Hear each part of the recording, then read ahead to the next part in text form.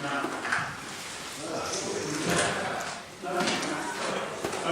so let's get on to the mechanical part, the constitutional review. We've got 3 speakers on this, and we'll take them in the order that they were received. The first one is Mr. Dix.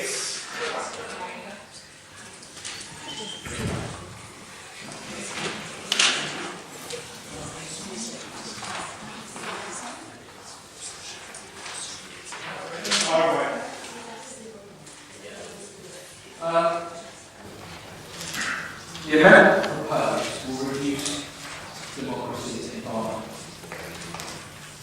I will start with Amendment 3. Amendment to Article 3. Amended 3.01D from public participation to public engagement. A subtlety which appears to show the Council's true motives, a rejection of public participation.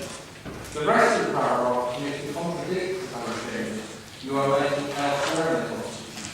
It states that citizens have the right to ask questions, to make comments at committee meetings, make representations of president's calls, and contribute to investigations initiated by overview and scrutiny committees.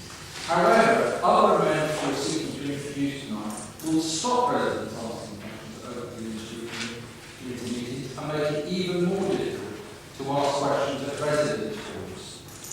At Article 10, residents' forums, you are seeking to move the deadline for asking questions back from 6 p.m. the day before the forum to 10 a.m. to 1 a.m. Until 2 years ago, when you imposed questions on residents' forums, residents could ask questions on the meeting. This was especially useful for the 1 in 5 people in Barnet who are not on the internet. You've made no attempt to identify if changes you made 2 years ago have been successful, yet you seek to impose even more restrictive practices without any consultation. Moving on to Article 6, Clause 603 sets out specific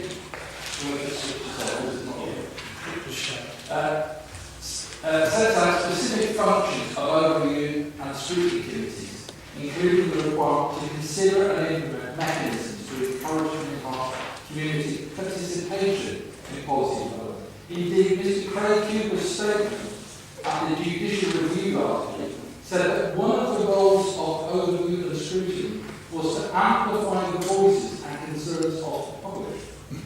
Yet as part of these proposals, we were seeking to stop members of the public asking questions and callings and pre-decision scrutiny. That's not amplifying the voices of the public, that's gagging the public. Many of the callings are delegated power reports, which will never be subjected to public questioning without callings. As for ruling out pre-decision scrutiny questions, that may not be a resident's only opportunity.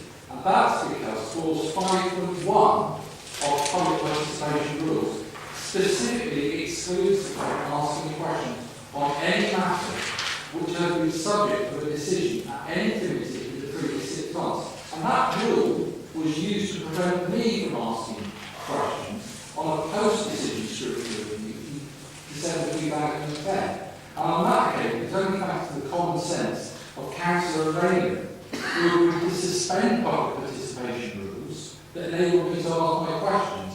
So there you have it. We want to stop us asking questions on pre-decisions and call-ins, and the rules already prevent questions being asked on post-decisions. So that means no public questions and scrutiny, full stop.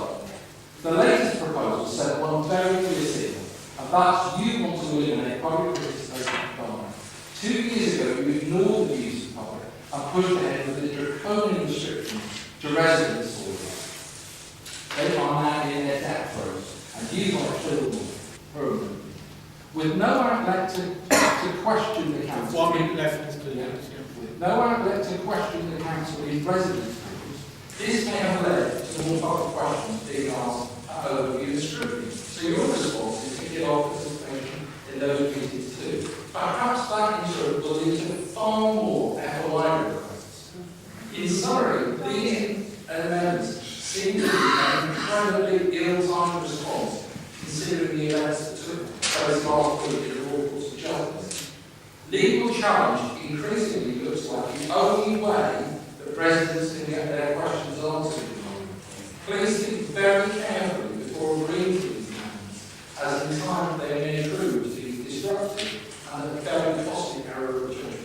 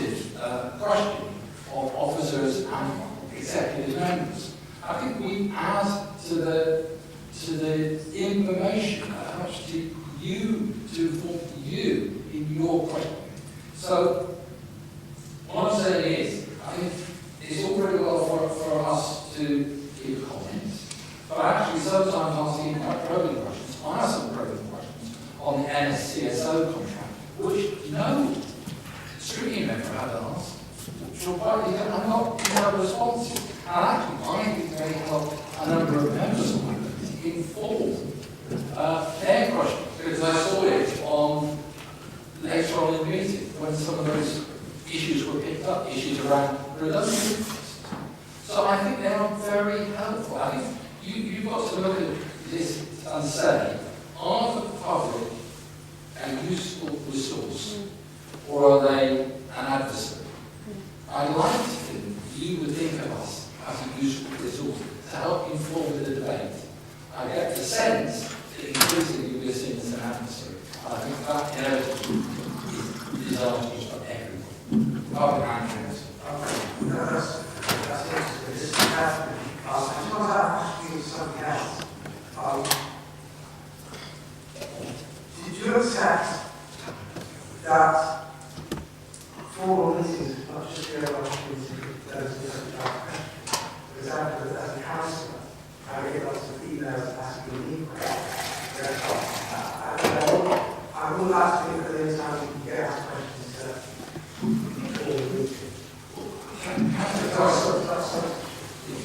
What I would say, Captain Coe, is you are obviously a very conscientious councillor. I asked a number of questions of my councillors regarding the NSCSO contract, and I didn't get a response. I didn't even get an acknowledgement, except from one councillor who said, I can't answer your question because I don't know.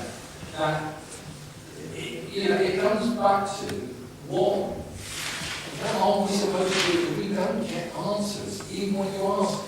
I would be more than happy to sit there with my councillor and ask them questions and get an answer. But if they won't even answer my questions, what am I left to do?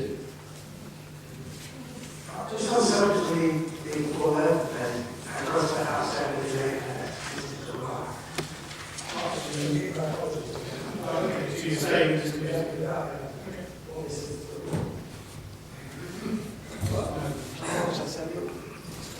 just wondered what, I mean, as you know, one of the problems is that questions are only allowed to the chairman. I just wondered what your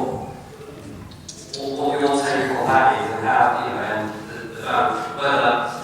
whether you agree that could be improved if members of the public were able to ask questions of the relevant cabinet member or officer rather than just having to submit all questions to the chairman. I think the issue is how you read the Constitution. The Constitution says all questions should be addressed to the chairman. That doesn't mean to say that the chairman has to have all the answers. The chairman can actually then in turn ask officers or whoever may have the answer. And it's a way of channeling that so that it doesn't become a public free-for-all questioning of anybody and everybody. I can understand that. I think it's how you read the Constitution. I read the Constitution as you address your question through the chairman, and the question is to the chairman. You know, say the whole business.